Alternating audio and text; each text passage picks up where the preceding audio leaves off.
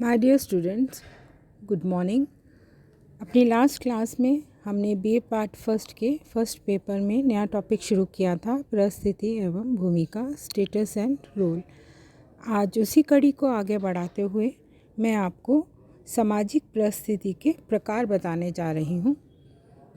परिस्थिति एवं भूमिका, सामाजिक परिस्थिति के प्रकार। प्रत्येक समाज में सामूहिक जीवन के संचालन के लिए अनेक पदों का वितरण करना पड़ता है।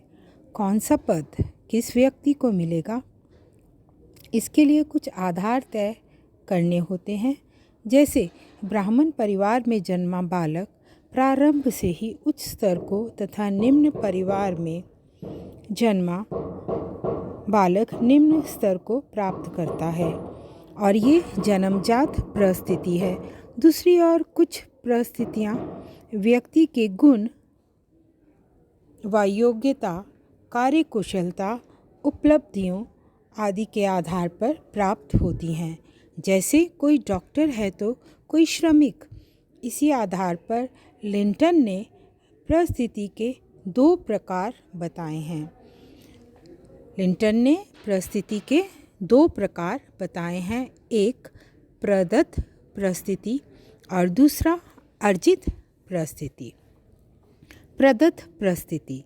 प्रदत्त परिस्थिति से आशय हमारा मतलब उस परिस्थिति से है जो किसी व्यक्ति को जन्म के आधार पर स्वतः ही प्राप्त हो जाती है, जिसके लिए उसे कोई प्रयास नहीं करना पड़ता है। ये परिस्थितियाँ सामाजिक व्यवस्था अनुसार स्वतः ही बालक को जन्म के साथ प्राप्त हो जाती हैं, जिनके कारण बालक समाज में उन परिस्थितियों के साथ अपना अनुकूलन सामंजस्य कर लेता है, जिससे उसके व्यक्तित्व का विकास उचित रूप से हो जाता है। इन्हीं परिस्थितियों के आधार पर भविष्य में प्राप्त की जाने वाली परिस्थितियों की सीमाएं भी निश्चित हो जाती हैं। अर्जित परिस्थिति, ये मैं आपको नेक्स्ट क्लास में बताऊंगी, लेकिन आज मैं आपको जो प्रदत्त परिस्थिति है उसके निर्धारक आधार बताऊंगी। प्रदत्त परिस्थिति के निर्धारक आधार। प्रदत्त परिस्थितियों पर व्यक्ति का कोई नियंत्रण नहीं होता, लेकिन फिर भी इन परिस्थितियों का निर्धारण कुछ निश्चित नियमों के आधार पर ही किया जाता है। सामान्यतः प्रदत्त परिस्थितियाँ व्यक्ति को चार आधारों पर प्रदान की जाती हैं। पहला आधार जो है वह लिंग द्विभाजन। लिंग द्विभाजन के कारण संपूर्ण विश्व में लिंग के आधार पर संपूर्ण विश्व में को दो भागों में बांटा गया है, एक स्त्री और दूसरा पुरुष। सभी समाजों में स्त्री और पुरुष की भूमिकाओं में भी भिन्नता पाई जाती है। स्त्रियों को समाज में एक विशेष परिस्थिति मिलती है, जैसे वे कोमल, नाजुक, धार्मिक, कर्तव्यपरायण, कमज़ोर, भावुक, विश्वसनीय मानी जाती है। उन्हें पुरुषों से नीचे स्थिति प्रदान की जाती है, उन्हें अबला का रूप दिया जाता है। इसी कारण इन्हें प्राचीन समय से ही शिक्षा से वंचित रखा जाता रहा है। व्यवसाय में भी उनकी कोई भूमिका नहीं मानी जाती। दूसरी ओर पुरुष को वीरता, साहस, कौशल, शौर्य, चतुरता आदि गुणों से युक्त माना जाता है। उसे कठिन शारीरिक व मानसिक कार्य सौंपे जाते हैं। प्रायः पुरुषों का कार्य क्षेत्र घर के बाहर का है और स्त्रियों का कार्य क्षेत्र घर के चार दीवारी के अंदर यानी घर के कार्यों को माना जाता है। पुरुष नौकरी व्यवसाय करके रुपए कमाता है और स्त्रियों को श्रम साध्य कार्य नहीं करने दिए जाते। शारीरिक विभेद के आधार पर ही स्त्री व पुरुष के अधिकारों का भी निर्धारण किया जाता है। समाज में श्रम विभाजन के भी यही आधार है। अनेक जातियों में स्थिति इसके विपरीत भी है, जहाँ स्त्रियों को पुरुषों की तुलना में अनेक अधिकार प्रदान किए गए हैं। ऐसा मातृ सत्तात्मक परिवारों में होता है जहां स्त्रियों को अधिकार प्रदान किए गए हैं। भारत में नायर जनजाति में स्त्री की परिस्थिति पुरुषों से ऊंची होती है।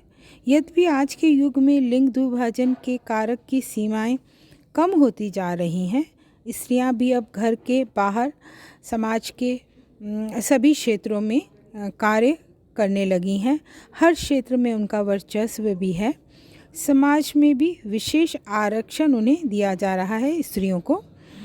इसके उपरांत भी, इन सब के उपरांत भी वंशानुक्रमण के कारण जो भेद है वह तो उनकी परिस्थिति को पुरुष की तुलना में कम करता ही है। दूसरा जो आधार है वह है आयु भेद। आयु भी परिस्थिति का महत्वपूर्ण आधार है। आयु में निरंतर परिवर्तन होता रहता है। आयु को स्थिर तो रहती नहीं है। आयु के आधार पर अनेक सामान्य परिस्थितियां प्रदान की जाती हैं। आयु का विभाजन शैशवावस्था, बाल्यावस्था, युवावस्था, प्रौढ़ावस्था के क्रम में किया जाता है। अलग अलग आयु के लोगों की भिन्न भिन्न परिस्थितियाँ, यानी जो अलग अलग आयु के लोग होते हैं उन्हें भिन्न भिन्न परिस्थितियाँ समाज प्रदान करता है। आयु छोटी होने पर कोई विशेष परिस्थिति नहीं दी जाती, लेकिन जैसे जैसे आयु बढ़ती है व्यक्ति के अनुभव भी बढ़ते जाते हैं, वैसे ही समाज के उत्तरदायित्वों का निर्वाह उन पर आ जाता है। संस्कृति के वे पोषक होते हैं। समाज में नौकरी प्राप्त करने, मत देने, व्यावसायिक कार्य आदि के लिए भी अनुभव व बड़ी आयु की आवश्यकता होती है। इस प्रकार आयु भी परिस्थितियों का निर्धारक आधार मानी जाती है। आज के समय में इसमें कुछ परिवर्तन आ रहा है। जैसे आज आयु से ज़्यादा योग्यता को महत्व दिया जाता है, इसीलिए अधिक उम्र के व्यक्ति के समक्ष कम उम्र का व्यक्ति उच्च पद पर आसीन हो जाता है। इस प्रकार उम्र ही परिस्थिति निर्धारक का आधार नहीं है, कुछ अन्य आधार भी इसके साथ महत्वपूर्ण होते हैं। नातेदारी तीसरा आधार। नातेदारी भी परिस्थिति प्रदान करने में महत्वपूर्ण आधार है। नातेदारी से तात्पर्य उन संबंधों से है जो व्यक्ति के जन्म के परिवार तथा विवाह के परिवार के लोगों से होता है। जन्म से बच्चे को अनेक परिस्थितियां प्राप्त हो जाती हैं, जैसे पुत्र, भाई, चाचा, मामा आदि का पद मिल जाता है, जिसके लिए उसे कोई कोशिश नहीं करनी पड़ती। इसके अतिरिक्त समाज भी अनेक परिस्थितियां प्रदान करता है, जैसे जाति, वर्ग आदि का निर्धारण व्यक्ति की सामर्थ्य के बाहर है। व्यक्ति चाहकर भी उसमें परिवर्तन अपनी जाति में नहीं कर सकता है। जिस जाति में जन्म हुआ है उसकी सदस्यता उस व्यक्ति को जन्म से मिलती है और उन्हीं के अनुरूप उसका समाजीकरण भी होता है। सर्वप्रथम परिवार के आधार पर ही बालक की परिस्थिति बनती है। बाद में वह बालक अपनी योग्यता से उसमें कुछ परिवर्तन करता है या कर सकता है, लेकिन जाति से जो परिस्थिति मिलेगी वह आजीवन स्थायी होगी। इस प्रकार नातेदारी भी परिस्थिति निर्धारण में महत्वपूर्ण भूमिका निभाती है। अब मैं आपको चौथा आधार प्रदत्त परिस्थिति निर्धारण का बताने जा रही हूँ और वह है सामाजिक कारक। कुछ अन्य आधार भी हैं गर्ल्स जो परिस्थिति के निर्धारक माने जाते हैं। प्रगति के आधार पर उच्च नीच का भेदभाव सामाजिक आधार के अंतर्गत आएगा। नीग्रो चाहे कितने ही शिक्षित क्यों ना हो जाएं, वे उच्च परिस्थिति को नहीं प्राप्त कर सकते। इसी प्रकार हम देखते हैं कि गोद लिए हुए बच्चे, अवैध संतान, तलाक लिए माँ बाप की संतान आदि की परिस्थिति सामान्य बालकों की तुलना में हे मानी जाती है।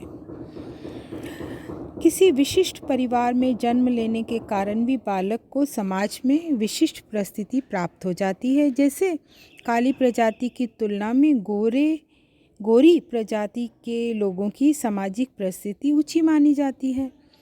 इसी प्रकार शारीरिक विशेषताएं भी परिस्थिति को प्रभावित करती हैं।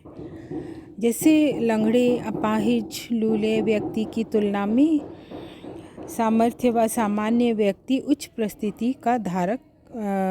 परिस्थिति को धारण करते हैं। उसी भांति शाही घराने में जन्मा बालक निम्न घराने के बालक की तुलना में उच्च परिस्थिति प्राप्त करता है।